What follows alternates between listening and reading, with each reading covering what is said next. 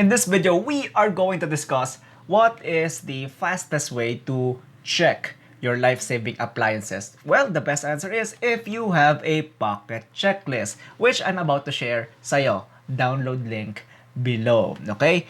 Ito pong aking My Life-Saving Appliances pocket checklist is only an example, okay? But this is going to be handy when you get on board, okay? Everything you will see here, are you prepared for a port state control inspection, okay? The life-saving appliances deficiencies, the certificates that you would need, documents and records continued, okay?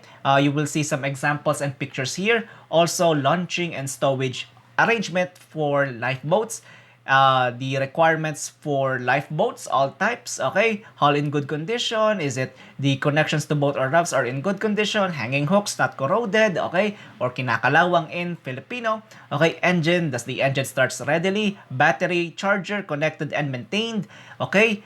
Also, you've got here the continued part, okay? Bilge pump in good condition, okay?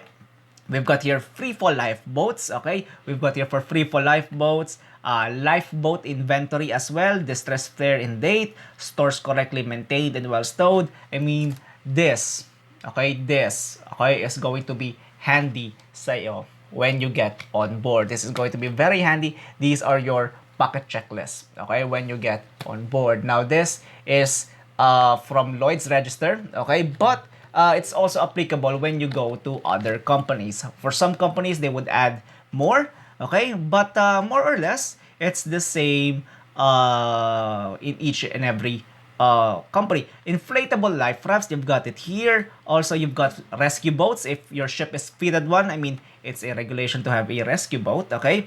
Miscellaneous, okay? At all times, all equipment should be ready for operation, well-maintained, and inspected regularly, okay? The life buoys, okay? Life jackets and inflatable jackets, immersion suits if required, okay?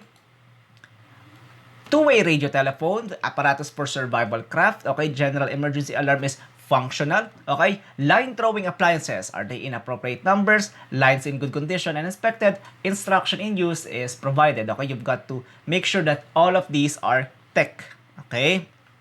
You've got here additional notes. In the case of large ships with high accommodation blocks, which have lifeboats stowed considerably lower, SARTs may be stowed each side in the vicinity of the lifeboats.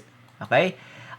Drills, at all times, all equipment should be ready for operations. Drills are to be carried out in accordance with SOLAS. Check that the sheaves are running free for the lifeboat wires. Okay? Onboard training and instruction. Video training, you've got DVDs for video trainings on board. Manuals available, ongoing training and familiarization with all equipment as well.